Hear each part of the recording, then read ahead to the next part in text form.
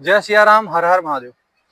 भारत में अंधविश्वास तथा पाखंड के नियंत्रण का कोई भी कानून नहीं है। कोई भी व्यक्ति पाखंड के आधार पर अंधविश्वास को दिखा करके लोगों से पैसा ऐंठने में अथवा मूर्ख बनाने में चूकता नहीं है। बहुत सारे बाबाओं को मैं जानता हूं और बहुत सारे लोग जानते भी होंगे, देखते भी होंगे, किंतु भारतीय संविधान के अनुसार इनको पकड़ने का कोई भी कानून अभी तक बना नहीं है। अर्थात पाखंड का जो कोई कानून होना चाहिए पाखंड नियंत्रण के लिए, कोई ऐसा कानून नहीं है। क्योंकि आरंभ में यही पाखंड को दिखा करके मदर टेरेसा नामक एक महिला ने लोगों को जो है ईसाई बनाया था। और एक विडंबना दूसरी ये है कि जिन लोगों के ऊपर समाज को, सरकार को और अन्य जो सामाजिक सेवाओं में लगे हुए रहते हैं, उनको नियंत्रण करना चाहिए, देखना चाहिए, उन विषयों को उठाना चाहिए, वहां पर लोग नहीं उठाएंगे। किंतु जो सच्चे संत हैं, बहुत ही दयालुता से और बहुत ज़्यादा सेवा समाज की कर रहे हैं श्रद्धापूर्वक, उन पर लोग बहुत ज़्यादा कटाक्ष करते हैं। ये देखने में आता है। इसी को कहते हैं कलयुग। तो कलयुग में जो उत्तम प्रवृत्ति के लोग हैं, उनकी महिमा को गिराना, उनको नीचा दिखाना, और जो नीच लोग हैं उनको आगे बढ़ाना, उनको प्रमोट करना, यही होगा और हो रहा है।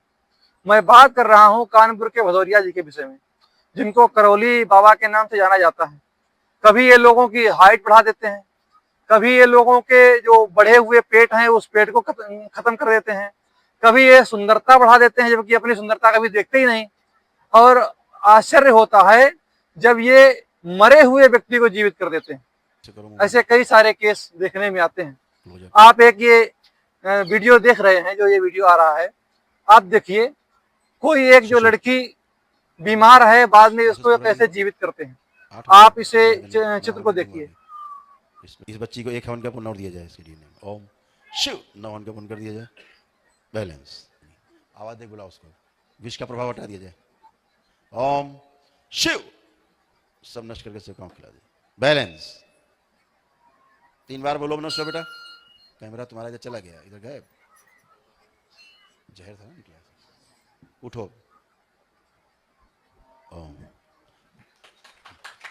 बोलिए सदगुरुदेव भगवान की। तो जैसा कि आपने देखा, तो क्या माना जाए, अब लोगों को मरने का जो भय है उसे समाप्त कर देना चाहिए। अब क्या कोई मरेगा नहीं? किसी भी व्यक्ति की किसी रोग के द्वारा अथवा किसी भी प्रकार से दुर्घटना इत्यादि से जो मर जाते हैं, क्या वो अब जीवित हो जाए, वो उठेंगे इनके प्रताप से? क्योंकि ये तो मरे हुए लोगों को भी जीवित कर देते हैं। तो मुझे लगता है कि अब समाज को जो है मरने से जो भय था अभी तक, और मरने का जो भय शास्त्रों में बताया गया है, तो इससे मुक्त हो जाना चाहिए। क्योंकि इसकी अब जो है खोज हो चुकी है, इसका शोध हो चुका है। यह व्यक्ति जब इससे पूछा जाता है कि क्या आप लिव इन रिलेशन के पक्ष में हैं, तो ये कहते हैं कि नहीं, हम जो है लड़कियों के पक्ष में हैं। सीधा सीधा कुछ उत्तर नहीं देना है, अनर्गल उल्टा सीधा घुमा करके उत्तर देना है। शास्त्र ये कहता है, हमारे यहाँ जो एक गंधर्व विवाह है, उस विवाह का संबंध और सामान्य जो विवाह है, इनका संबंध एक ही है, कहीं पर भी विक्षेप नहीं है। किंतु यह व्यक्ति कहता है कि किसी में एक दूसरे के प्रति प्रेम है तो वो जो है विवाह हो जाने से क्या हानि है। तो विषय यही है, भारतीय परंपरा में प्रेम करके विवाह नहीं होता है, विवाह करके प्रेम होता है। और जो विवाह से पूर्व जो प्रेम दिखता है वह क्षणिक मात्र भ्रम होता है, उसमें कोई तथ्य नहीं है, वह वास्तविकता नहीं होती है। और आंकड़े बताते हैं कि मुझे लगता है 95% ऐसे विवाह हैं जो लव मैरिज विवाह हैं और उनके तलाक हो चुके हैं, और 5% विवाह ऐसे होते हैं जो माता पिता की सहमति से होते हैं। उन विवाहों में 5% कदाचित तलाक होता है। और जो स्वयं लड़का लड़की एक दूसरे की पसंद से जो विवाह करते हैं, जिसे लव मैरिज कहते हैं, ये 95% इनके केस कोर्ट में चल रहे हैं। आपको मैं एक बहुत ही चौंकाने वाली बात कहूं तो 31 मिलियन, पूरे जो भारत में 31 मिलियन लावारिस बच्चे हैं। जिनके माता पिता का पता नहीं, ये लिव इन वाले ये बच्चे हैं जो लिव इन में पहले बने और बाद में जो है उनके बच्चे हुए और फिर वो माता अलग टहल रही है, पिता अलग टहल रहे हैं, दोनों इधर उधर हो गए और जो बच्चे हुए अनाथ हो गए। तो 31 मिलियन बच्चे ऐसे हैं जो लावारिस हैं। और ऐसे ही कदाचित जो है अभी ये संख्या अगर हम अन्य देशों की सब मिलाकर के देखें तो ये संख्या बहुत बड़ी संख्या है। ये मैं भारत की संख्या बता रहा हूँ, 31 मिलियन परित्यक्त बच्चे हैं। ये भदौरिया बाबा ये 31 मिलियन परित्यक्त बच्चों का क्या करेगा, क्योंकि ये समर्थन में रहता है ना, बच्चियों के समर्थन में है, चाहे बच्चियां हो चाहे बच्चुआ हो, दोनों का समर्थन इस मायने में नहीं होना चाहिए। समर्थन वहां करना चाहिए जहां पर उसके साथ में अत्याचार हो रहा हो, जहां उसके साथ में भेदभाव हो रहा हो, जहां पर उसको प्रताड़ित किया जा रहा हो। कई सारी महिलाएं ऐसी हैं, कई सारी लड़कियां ऐसी हैं जो अपने ससुराल से पीड़ित हैं, कोई अपने घर से ही पीड़ित है, कोई अन्य जगहों पर रहती हैं, बाहर पढ़ती हैं, वहां पर उनको समस्याएं होती हैं। इन पर आवाज उठानी चाहिए और इन पर विषय सरकार के सामने और अन्य जनता के सामने रखने चाहिए। इसका समर्थन मैं भी करता हूँ, किंतु जो ये फुहड़ता है समाज में, जो नग्नता है, इसका कभी भी श्रेष्ठ पुरुषों को आदर नहीं करना चाहिए।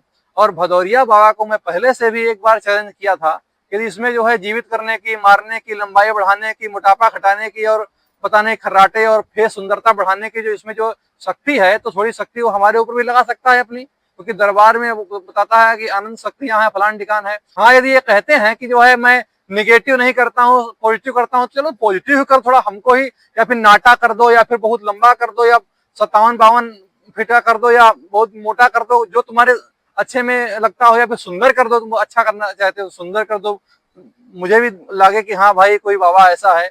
हम और हमारे अन्य जो मित्र हैं इत्यादि, जो अनेक जो हमारे सगे संबंधी हैं, वे सब आपकी चरण शरण में जो है आ जाएंगे, सब दरबार की जय जयकार करेंगे और इससे आपका यश बढ़ेगा, इसमें घटेगा नहीं। आप कुछ करके देखिए। तो ये मूर्ख बनाने की टेक्निक है, मैं देखा हूँ। और ऐसे ऐसे जो है वीडियो जो है अनिरुद्धाचार्य जी का जो मैं साक्षात्कार देख रहा था, उसका विरोध कर रहा है।